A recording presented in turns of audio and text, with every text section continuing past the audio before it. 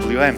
Leeds is a great place because Urquhart Warner Myers, Leeds practice, their client Mojo Bar, it's a chain of, I think it's 3, but Martin can correct me if I've got my facts right, a chain of 3 bars, city centre bars for people to go and have a great time in the evening, young people I guess, not my age for sure. And at the beginning of the story there was a shareholder dispute, don't suppose the details matter too much, but that shareholder dispute was threatening everything. And what's happened since is an accountant working with them closely prevented that business going under. Saved, I mean, the house, Martin's house was on the line.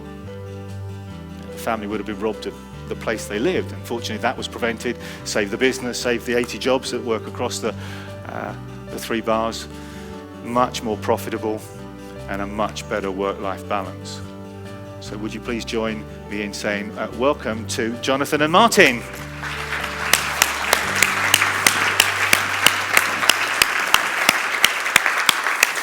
Again, all the way from Leeds, all the way from the back.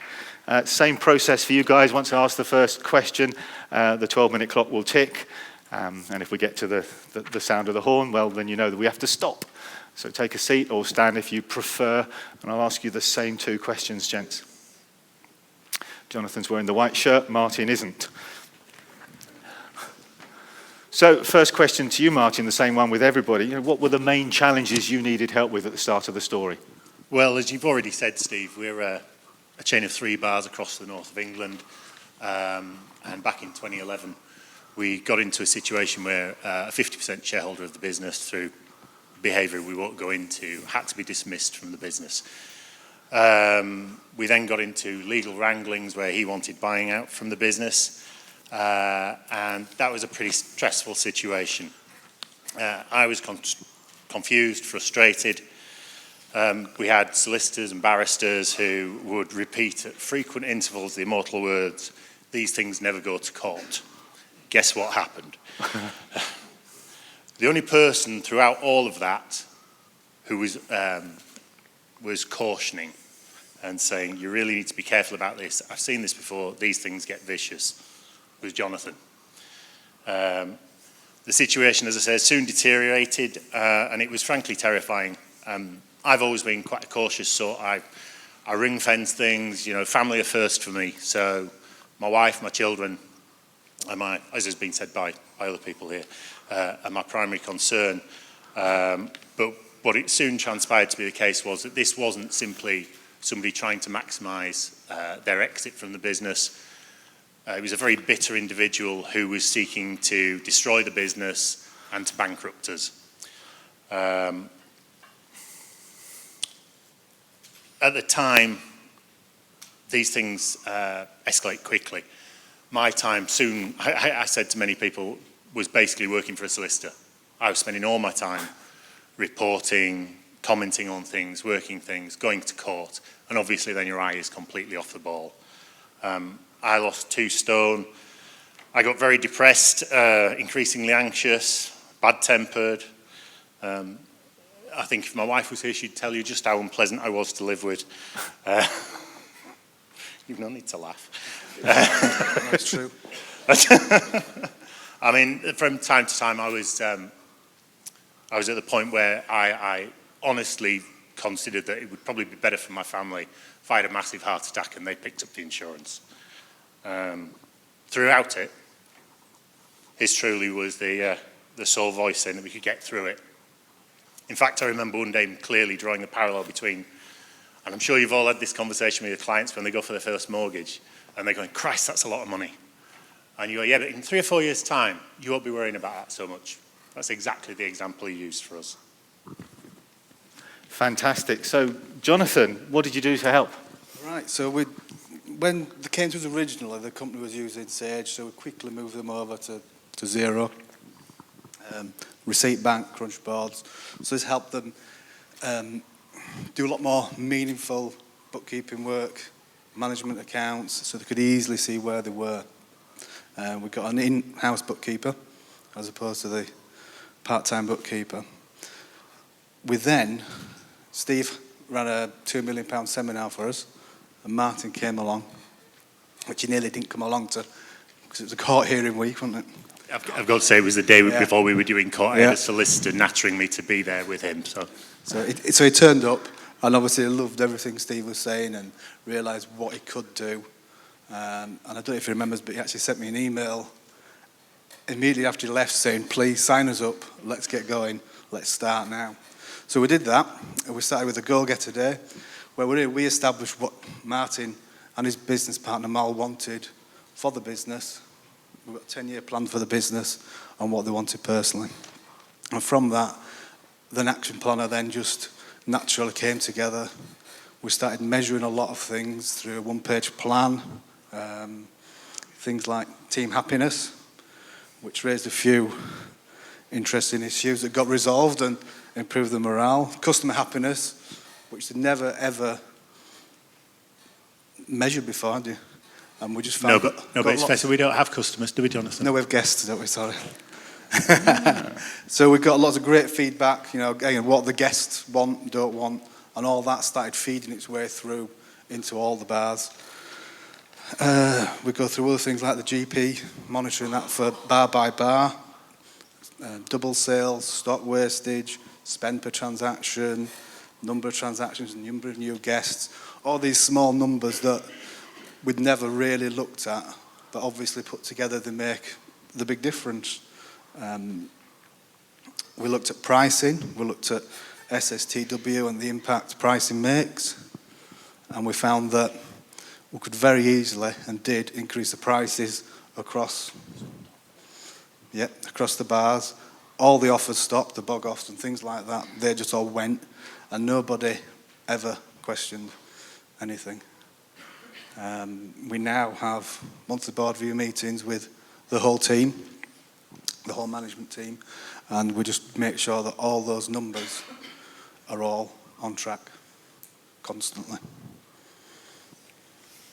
So how did that make things better? Well, at the seminar that Jonathan invited me that he mentioned, I think, am I right in saying, Steve, it's the how to have £2 million more in your bank? It is indeed, yeah. That day it seemed like I might need it. But seriously, it was I think it was my first experience of dealing with accountants who were looking forwards. I'm sure that some of the clients in the room will know that, you roll up at your accountants with all your boxes full of paperwork and then they tell you how last year was. Well, there's not a lot you can do about that. It's happened. This was about dealing with the situation moving forward. And that gave me an awful lot of clarity. I realised between that and some books that Jonathan referred me to, the Michael Gerber, E-Myth Revisited, that we needed to systematise the business more, break things down, improve small elements and achieve a much greater whole from that. So my focus came back that day. It was quite remarkable. And even though we had a mountain to climb, and we're talking about, I think all told, about £1.5 million we needed to find. It wasn't just possible, it was completely achievable, and we did. The second stage obviously was raising the financing, and that was completely and utterly achieved due to the systems and the behaviour that Jonathan instilled in us. Without the performance improvements that they brought and the reporting clarity, not only wouldn't we have been able to exhibit that we could repay the money we needed to borrow, but also it allowed us to go through due diligence. And we didn't just go through it with a bang, we flew through it. It was an absolute doddle. So when all that's done, how's it made me feel? It was incredible. I had the weight of the world on my shoulders. At this point, you have to remember I had an 11-year-old daughter, a 2-year-old and a newborn. And I was convinced we were moving into a council house. Or lodging with my father-in-law, and I'm not sure which is worse. Instead, we secured the deal, and better yet, we had a plan. And it wasn't just a plan to survive it was a plan to go forward and thrive.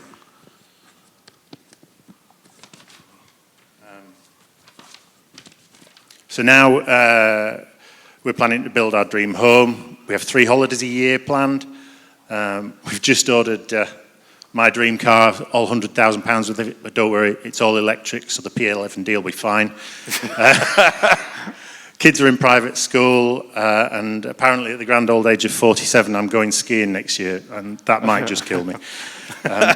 The business is in a fantastic position. We've 2 significant high street banks fighting tooth and nail for our accounts now, and both offering significant finance that will allow us to double in the next 18 months.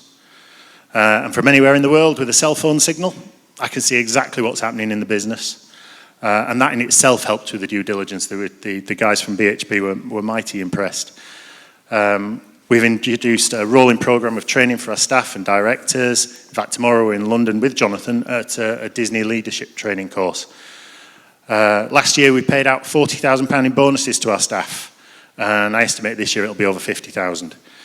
We've joined B1G1 and make monthly contributions. And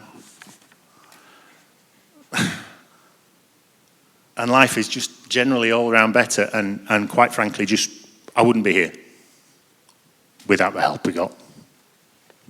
You'd be with your father-in-law, Thank you. or your mother-in-law, or wherever. Anything else you want to add, Jonathan? Not really. I mean, I think the slide says most of the things there. You know, the bankruptcy was personal that was threatened, so we got rid of that. The homes were saved, the business with all the staff members, and obviously now looking to increase outlets and increase staff. And if you're in Leeds, want a bar to go to, Mojo is the place. Can I just say one thing? Steve, you mentioned you're going to be speaking later to everybody about how to encourage clients to spend more. We spend probably, I think, 3 times what we used to spend with Urquhart Warner Myers, and it's worth every single penny. I've been, I think, 3 times to the seminar now. You have indeed. I'm quite happy to go the next time you're in Leeds doing it. I'm a real advocate of it. If you show your clients just how well this works, I know it's tough to get them to buy in, but I'm an advocate. Send them to me. Yeah, and I think you've got to have people with the open mind who are willing to change and understand what the change will do and what's possible. Open mind, the single biggest asset anybody can bring to the table, I think, because after that, everything is possible. Everything is possible if you start, and you did. Congratulations. Well done, guys. Thank you very much.